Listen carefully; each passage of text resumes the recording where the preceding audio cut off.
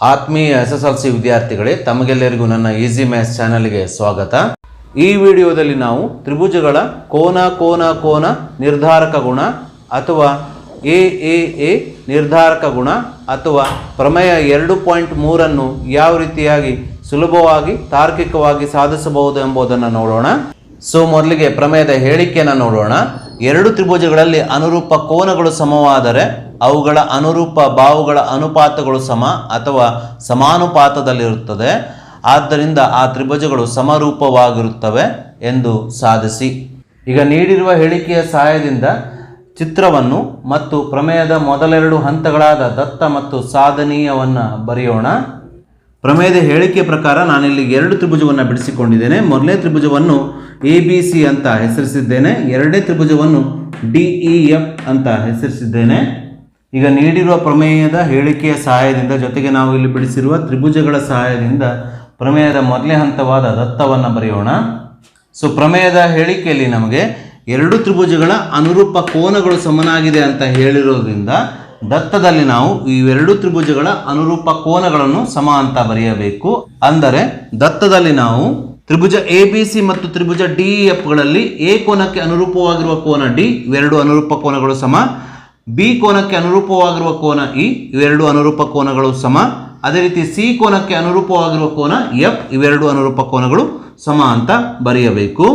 ಈಗ ಪ್ರಮೇಯದ ಹೇಳಿಕೆಯಲ್ಲಿ ಸಾಧಿಸಬೇಕಾಗಿರುವ ಅಂಶಗಳನ್ನು ನಾವು ಪ್ರಮೇಯದ ಎರಡನೇ ಹಂತವಾದ ಸಾಧನೀಯದಲ್ಲಿ ಸಾಂಕೇತಿಕವಾಗಿ ಬರೆಯಬೇಕು.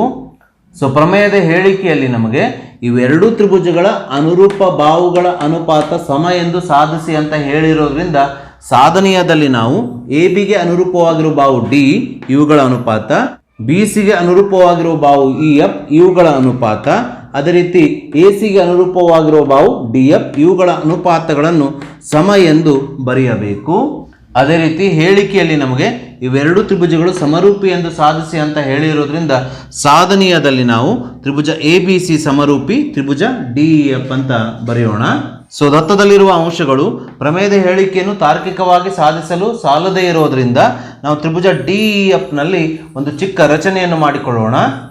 ರಚನೆಯಲ್ಲಿ ನಾವು AB ಸಮ DP ಆಗುವಂತೆ DE ಬಾಹುವಿನ ಮೇಲೆ P ಬಿಂದುವನ್ನು ಗುರುತಿಸಬೇಕು. ಅದೇ ರೀತಿ AC ಸಮ DQ ಆಗುವಂತೆ DF ಬಾಹುವಿನ ಮೇಲೆ Q ಬಿಂದುವನ್ನು ಗುರುತಿಸಿ PQ ಅನ್ನು ಸೇರಿಸಬೇಕು. ನಾವಿಲ್ಲಿ ಮಾಡಿದಂಥ ರಚನೆಯನ್ನು ಪ್ರಮೇಯದ ರಚನೆ ಹಂತದಲ್ಲಿ ಬರೆಯಬೇಕು. AB = DP ಮತ್ತು AC = DQ ಆಗುವಂತೆ ಕತ್ತರಿಸಿ PQ ಅನ್ನು ಸೇರಿಸಿದೆ. ಈಗ ಪ್ರಮೇಯದ ಕೊನೆಯ ಹಂತವಾದ ಸಾಧನೆಯಲ್ಲಿ ರಚನೆಯ ನಂತರ ಉಂಟಾದ ತ್ರಿಭುಜ DPQ ಮತ್ತು ಮುಂಚಿನ ತ್ರಿಭುಜ ABCಯನ್ನು ಬಳಸಿಕೊಂಡು ಸಾಧನೆಯನ್ನು ಮಾಡಬೇಕು. ನಾವೀಗ ತ್ರಿಭುಜ DPQ ಮತ್ತು ತ್ರಿಭುಜ ABCಗಳಲ್ಲಿ ಯಾವ್ಯಾವ ಅಂಶಗಳು ಸಮನಾಗಿದೆ ಎಂಬುದನ್ನು ಒಂದೊಂದಾಗಿ ನೋಡ್ತಾ ಹೋಗೋಣ.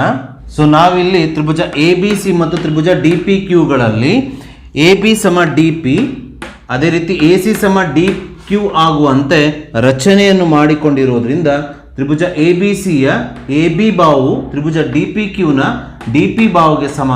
ಅದೇ ರೀತಿ ತ್ರಿಭುಜ ABCಯ AC ಬಾಹು ತ್ರಿಭುಜ DPQನ DQ ಬಾಹುಗೆ ಸಮ ಅಂತ ಬರೆದುಕೊಳ್ಳಬೇಕು. ಕಾರಣ ರಚನೆ ಅಂತ ಬರೆಯಿರಿ. ಅದೇ ರೀತಿ ದತ್ತದಲ್ಲಿ ನಮಗೆ ಕೋನ A ಸಮ ಕೋನ D ಅಂತ ನೀಡಿರೋದ್ರಿಂದ ಇಲ್ಲಿ ನಾವು ತ್ರಿಭುಜ ABCಯ A ಕೋನವು ತ್ರಿಭುಜ DPQನ D ಕೋನಕ್ಕೆ ಸಮ ಅಂತ ಬರೆಯೋಣ. ಕಾರಣ ದತ್ತ ಅಂತ ಬರೆಯೋಣ. ಇಲ್ಲಿ ಸ್ಪಷ್ಟವಾಗಿ ತ್ರಿಭುಜ ABCಯ ಎರಡು ಬಾಹುಗಳು AB ಮತ್ತು AC ಬಾಹುಗಳು ತ್ರಿಭುಜ DPQನ ಅನುರೂಪವಾದ ಎರಡು ಬಾಹುಗಳಾದ DP ಮತ್ತು DQ ಬಾಹುಗಳಿಗೆ ಸಮನಾಗಿರೋದನ್ನು ನೀವು ಇಲ್ಲಿ ಗಮನಿಸಬಹುದು. ಅದೇ ರೀತಿ ಈ ಬಾಹುಗಳಿಂದ ಏರ್ಪಟ್ಟಂತ ಕೋನಗಳಾದ ಕೋನ A ಮತ್ತು ಕೋನ Dಗಳು ಸಹ ಸಮನಾಗಿರೋದನ್ನು ನೀವು ಇಲ್ಲಿ ಗಮನಿಸಬಹುದು. ಅಂದರೆ ಇಲ್ಲಿ ತ್ರಿಭುಜ ABCಯ ಮೂರು ಅಂಶಗಳು, ಎರಡು ಬಾಹುಗಳು ಮತ್ತು ಒಂದು ಕೋನ ತ್ರಿಭುಜ DPQನ ಅನುರೂಪವಾದ ಮೂರು ಅಂಶಗಳಿಗೆ ಅಂದರೆ ಎರಡು ಬಾಹುಗಳು ಮತ್ತು ಒಂದು ಕೋನಕ್ಕೆ ಸಮನಾಗಿರೋದನ್ನು ನೀವು ಇಲ್ಲಿ ಗಮನಿಸಬಹುದು. ಆದ್ದರಿಂದ ಬಾಹು ಕೋನ ಬಾಹು ಸಿದ್ಧಾಂತದ ಪ್ರಕಾರ ಈ ಎರಡು ತ್ರಿಭುಜಗಳು ಅಂದರೆ ತ್ರಿಭುಜ ABC ಮತ್ತು ತ್ರಿಭುಜ DPQಗಳು ಸರ್ವಸಮವಾಗುತ್ತವೆ. ಎರಡು ತ್ರಿಭುಜಗಳು ಸರ್ವಸಮ ಆದ ನಂತರ ಆ ತ್ರಿಭುಜಗಳ ಉಳಿದೆಲ್ಲ ಅಂಶಗಳು ತನ್ನಿಂತಾನೇ ಸಮನಾಗುತ್ತವೆ. ಅಂದರೆ ಇಲ್ಲಿ ನಾವು ತ್ರಿಭುಜ ABC ಮತ್ತು ತ್ರಿಭುಜ DPQಗಳ ಎರಡು ಬಾಹುಗಳನ್ನು ಮತ್ತು ಒಂದು ಕೋನವನ್ನು ಬಳಸಿ ಬಾಕೋಬಾ ಸಿದ್ಧಾಂತದ ಪ್ರಕಾರ ತ್ರಿಭುಜ ABC ಮತ್ತು ತ್ರಿಭುಜ DPQಗಳನ್ನು ಸರ್ವಸಮ ಎಂದು ತೋರಿಸಿದ್ದರಿಂದ ತ್ರಿಭುಜ ABC ಮತ್ತು ತ್ರಿಭುಜ DPQಗಳಲ್ಲಿ ಉಳಿದ ಮೂರು ಅಂಶಗಳಾದ ಬಾಹು BCಗೆ ಅನುರೂಪವಾಗಿರುವ ಬಾಹು PQ ಇವೆರಡು ಬಾಹುಗಳು ಸಮ, ಕೋನ Bಗೆ ಅನುರೂಪವಾಗಿರುವ ಕೋನ P ಇವೆರಡು ಕೋನಗಳು ಸಮ, ಅದೇ ರೀತಿ ಕೋನ Cಗೆ ಅನುರೂಪವಾಗಿರುವ ಕೋನ Q ಇವೆರಡು ಕೋನಗಳು ಸಹ ಸಮನಾಗಿರುತ್ತವೆ. ಸೊ ಇಲ್ಲಿ ನಾವು ಬಾಹು BCಗೆ ಅನುರೂಪವಾಗಿರುವ ಬಾಹು PQ, ಅದೇ ರೀತಿ ಕೋನ Bಗೆ ಅನುರೂಪವಾಗಿರುವ ಕೋನ P ಇವೆರಡು ಸಮ ಅಂತ ಬರೆಯೋಣ. ಕೋನ C ಸಮ ಕೋನ Q ಎಂದು ಬರೆಯುವ ಅಗತ್ಯವಿಲ್ಲ. ಅದೇ ರೀತಿ ದತ್ತದಲ್ಲಿ ನಾವು ಕೋನ B ಸಮ ಕೋನ E ಅಂತ ಬರೆದುಕೊಂಡಿರುವುದರಿಂದ ಇಲ್ಲಿ ನಾವು ಕೋನ B ಸಮ ಕೋನ E ಎಂದು ಬರೆದುಕೊಳ್ಳೋಣ. ಕಾರಣ ದತ್ತ ಅಂತ ಬರೆಯೋಣ. ಇಲ್ಲಿ ಕೋನ P ಮತ್ತು ಕೋನ Eಗಳು ಒಂದೇ ಕೋನ Bಗೆ ಸಮನಾಗಿರುವುದನ್ನು ನೀವು ಇಲ್ಲಿ ಗಮನಿಸಬಹುದು. ಸ್ವಯಂ ಸಿದ್ಧದ ಪ್ರಕಾರ ಒಂದೇ ಅಂಶಕ್ಕೆ ಸಮನಾಗಿರುವ ಅಂಶಗಳು ಪರಸ್ಪರ ಒಂದಕ್ಕೊಂದು ಸಮನಾಗಿರುತ್ತವೆ. ಆದ್ದರಿಂದ ಇಲ್ಲಿ ಕೋನ P ಸಮ ಕೋನ E ಆಗುತ್ತದೆ. ಇಲ್ಲಿ ಕೋನ P ಮತ್ತು ಕೋನ Eಗಳು ಅನುರೂಪ ಕೋನಗಳಾಗಿವೆ. ಇವೆರಡು ಅನುರೂಪ ಕೋನಗಳು ಸಮನಾಗಿರುವುದನ್ನು ನೀವು ಇಲ್ಲಿ ಗಮನಿಸಬಹುದು. ಈ ಹಂತದಲ್ಲಿ ನೀವು 9ನೇ ತರಗತಿಯಲ್ಲಿ ಕಲಿತಂತಹ ಒಂದು ಆಧಾರ ಪ್ರತಿಜ್ಞೆಯನ್ನು ನೆನಪಿಸಿಕೊಳ್ಳಿ. ಅದೇನೆಂದರೆ ಒಂದು ಛೇದಕವು ಎರಡು ರೇಖೆಗಳನ್ನು ಛೇದಿಸಿದಾಗ ಉಂಟಾಗುವ ಒಂದು ಜೊತೆ ಅನುರೂಪ ಕೋನಗಳು ಸಮವಿದ್ದಾಗ ಆ ಎರಡು ರೇಖೆಗಳು ಪರಸ್ಪರ ಸಮಾಂತರವಾಗಿರುತ್ತವೆ. ಸೊ ಇಲ್ಲಿ ಸ್ಪಷ್ಟವಾಗಿ DE ಛೇದಕವು PQ ಮತ್ತು EF ರೇಖೆಗಳನ್ನು P ಮತ್ತು E ಬಿಂದುಗಳಲ್ಲಿ ಛೇದಿಸಿದಾಗ ಉಂಟಾಗುವ ಅನುರೂಪ ಕೋನಗಳಾದ ಕೋನ P ಮತ್ತು ಕೋನ Eಗಳು ಸಮನಾಗಿರುವುದರಿಂದ ಆಧಾರ ಪ್ರತಿಜ್ಞೆಯ ಪ್ರಕಾರ PQ ಮತ್ತು EF ರೇಖೆಗಳು ಸಮಾಂತರವಾಗುತ್ತವೆ. ಸೊ ಇಲ್ಲಿ ತ್ರಿಭುಜ DEF ನಲ್ಲಿ PQ ರೇಖೆಯು EF ಬಾಹುಗೆ ಸಮಾಂತರವಾಗಿರುವುದರಿಂದ ಥೇಲ್ಸನ ಪ್ರಮೇಯದ ಉಪಪ್ರಮೇಯದ ಪ್ರಕಾರ PQ ರೇಖೆಯು ತ್ರಿಭುಜ DEF ನ DE ಮತ್ತು DF ಬಾಹುಗಳನ್ನು ಸಮಾನುಪಾತದಲ್ಲಿ ವಿಭಾಗಿಸುತ್ತದೆ.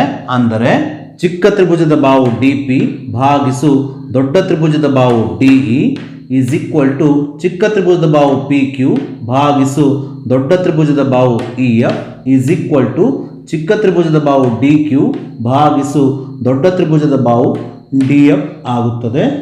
ಆದರೆ ರಚನೆಯಲ್ಲಿ AB ಸಮ DP, AC ಸಮ DQ ಮತ್ತು ಸಾಧನೆಯಲ್ಲಿ BC ಸಮ PQ ಆಗಿರೋದ್ರಿಂದ ಈ ಅನುಪಾತಗಳ ಅಂಶಗಳಲ್ಲಿ ನಾವು DPಯ ಸ್ಥಾನದಲ್ಲಿ ABಯನ್ನು, PQನ ಸ್ಥಾನದಲ್ಲಿ BCಯನ್ನು, ಅದೇ ರೀತಿ DQನ ಸ್ಥಾನದಲ್ಲಿ ACಯನ್ನು ಆದೇಶಿಸಿದಾಗ ಅನುಪಾತವು AB ಭಾಗಿಸು DE is equal to BC ಭಾಗಿಸು EF is equal to AC ಭಾಗಿಸು DF ಆಗುತ್ತದೆ.